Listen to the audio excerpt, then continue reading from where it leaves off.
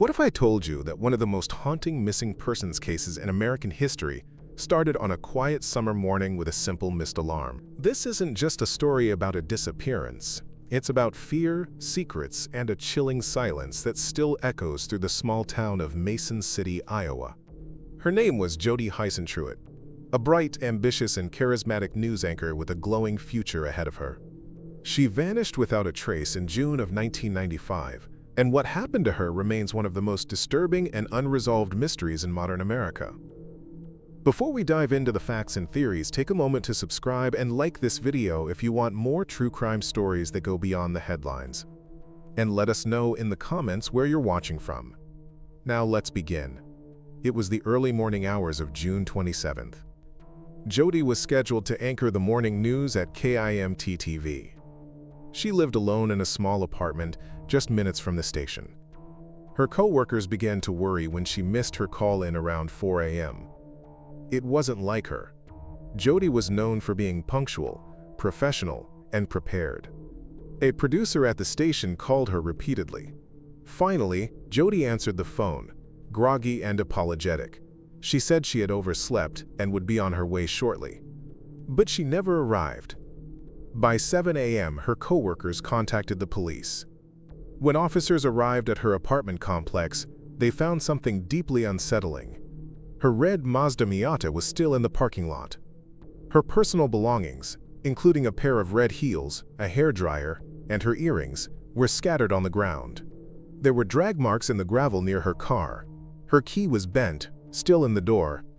To investigators, it looked like someone had attacked her as she was trying to leave for work. Whatever happened, it happened fast.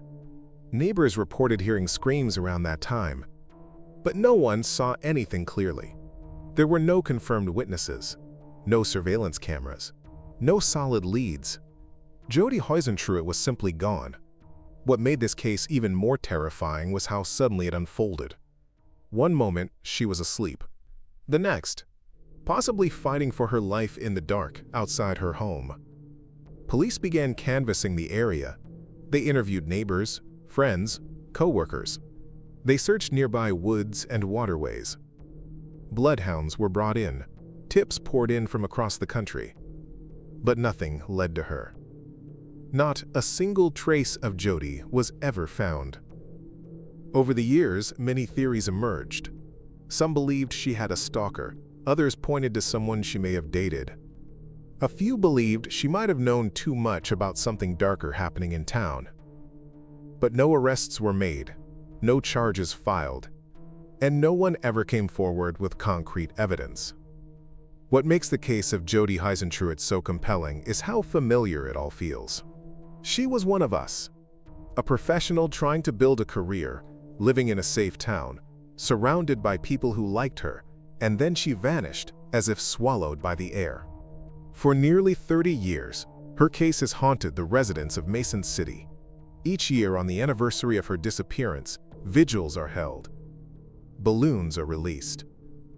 Her face is still on billboards, still on missing persons lists, still etched into the minds of those who remember her smile and her voice on the morning news. But there is still no answer. And that silence, that void, is what truly terrifies. Because if someone like Jodi can vanish, anyone can. And the question remains, who took her and why? Stay with us, because in the next part, we'll dig into the chilling theories, potential suspects, and the strange events that unfolded after her disappearance. After the initial shock of Jodi's disappearance wore off, what remained was a disturbing silence that stretched for weeks, then months, then years. Investigators were under immense pressure to deliver answers, but the evidence was fragile and confusing.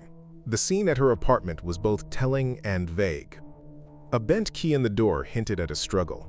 Her personal items scattered near the car suggested she never made it inside. But without fingerprints, DNA, or eyewitnesses, police were stuck in a frustrating loop of dead ends. One of the earliest theories focused on a stalker. Jodi had told friends and colleagues in the weeks before she vanished that she felt like someone was following her. She was even taking self-defense classes. In her journal, she wrote about being nervous walking to her car and had reportedly mentioned to a co-worker that she received disturbing phone calls. This gave investigators a potential motive. Someone obsessed, watching her from the shadows, waiting for the right moment to strike. But there was a problem. No suspect ever fit that profile clearly. Some local men were questioned, but nothing stuck. One of the most talked about figures in the case was a man named John Van Cise. He was a friend of Jodi's, 20 years older, and had hosted a birthday party for her just days before she vanished. He told reporters that Jodi had watched a video of the party at his home the night before she disappeared. Some found his behavior suspicious. Others said he genuinely cared for her. Van Cise cooperated with investigators, passed a polygraph, and was never charged. Yet, for many people following the case, his name never stopped raising eyebrows. Another theory pointed to someone closer to her professional life. Could it have been a jealous colleague, a viewer with a fixation, or even someone she was dating? The nature of her job, being on TV, being public, made her an easy target. Jodi was beloved, but visibility also comes with risk. Viewers saw her every day. Some felt like they knew her. And in rare but chilling cases, that kind of imagined connection leads to obsession. But perhaps the most disturbing theory came years later, involving allegations that Jodi may have been silenced because she knew something connected to powerful people in town.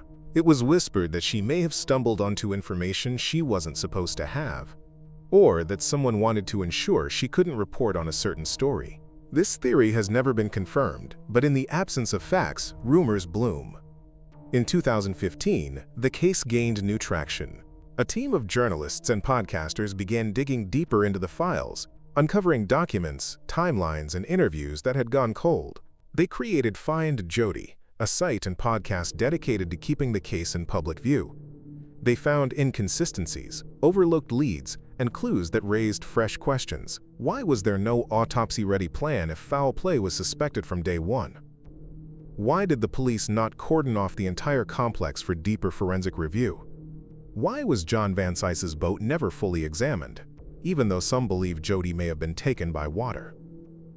The deeper people dug, the more unsettling the case became. And there was another strange event. Years later, two individuals came forward with separate claims that Jodi's body might be buried beneath a house in another town. Police followed up, but nothing was ever found. To this day, her body has never been recovered. No confession has been made, and no one has been held responsible. Mason City changed after that. The once quiet town gained a darker reputation. Women became more cautious. Journalists grew more paranoid. And the question still lingers in every corner. How could this happen in such a small, tight-knit place? The image of Jodi's red Miata, still sitting in the parking lot with her high heels nearby, has burned itself into America's collective memory. It's a crime scene frozen in time. A mystery without a resolution. But is the silence genuine? Or was someone powerful able to cover up what really happened? In the next part, we'll explore the media's role, the lasting legacy of Jodi's case, and how her story continues to influence missing persons investigations across the country. More than 20 years have passed since Jodi Huisentruit vanished, but her presence still lingers, in newsrooms, in investigative circles, and in the haunted memories of those who knew her. Her case, now etched into America's cold case files, became a watershed moment in how media covers its own. It was one of the first times a television journalist became the subject of a massive nationwide manhunt, and the paradox of it all was chilling. The woman who reported the news became the news. And the news, despite its relentless spotlight, couldn't find her. That irony wasn't lost on her colleagues. Many of them continued to report on her disappearance long after the initial frenzy faded. Every anniversary of June 27th brought new headlines, interviews, and retrospectives. But over time, the public began to ask, are we any closer to the truth, or are we just repeating the same questions? In recent years, the conversation around Jodi's case has shifted. It's no longer just about the mystery of her disappearance, it's about the systems that failed her. Critics have questioned the initial police response. Was the scene truly secured? Were potential suspects properly vetted? Some believe crucial evidence may have been lost in those first chaotic hours. There's also been criticism of the media's own role. At the time, the coverage focused heavily on Jodi's appearance. her smile, her hair, her poise on camera. She was dubbed America's sweetheart and often compared to beauty queens and movie stars. But critics argue that this focus, while well-meaning, may have distorted the seriousness of the case. It turned a missing woman into an icon rather than a person with real vulnerabilities and fears. In the years that followed, technological advances breathed new life into the investigation. DNA testing, digital forensics, and data analysis tools gave police new options. Old evidence was re-examined. Witnesses were re-interviewed. But each new angle still led to the same dead end. Theories continued to swirl. Some say she was abducted by a stalker who had studied her routine. Others believe someone she trusted turned on her. There's even a fringe theory that she fled voluntarily, though no credible evidence has ever supported that idea. Her family, especially her mother before her passing, never gave up. They organized searches, offered rewards, and spoke to anyone who would listen. Her friends kept her story alive, appearing on television, writing op-eds, joining podcasts. And the community of Mason City, despite the cloud of uncertainty, has continued to hope. What makes this case resonate so deeply, even decades later, is not just the tragedy, it's the fear that it could happen again.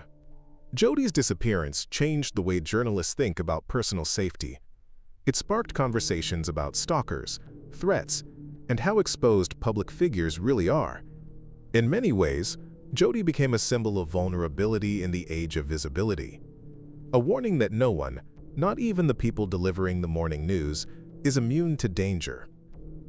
Her story has influenced legislation, inspired safety workshops, and even shaped how police departments respond to missing adult cases. And yet, despite all of that, she remains missing. No justice, no closure, just questions hanging in the air like fog on the Iowa plains. Each year that passes feels heavier. The chance of resolution grows smaller. But for those who still carry her memory, time has not dulled the urgency. They still believe that someone knows something, that a secret was kept, that silence can still be broken. And in the end, that's what keeps the search going. Not just the hope of finding Jodi, but the hope that truth still matters.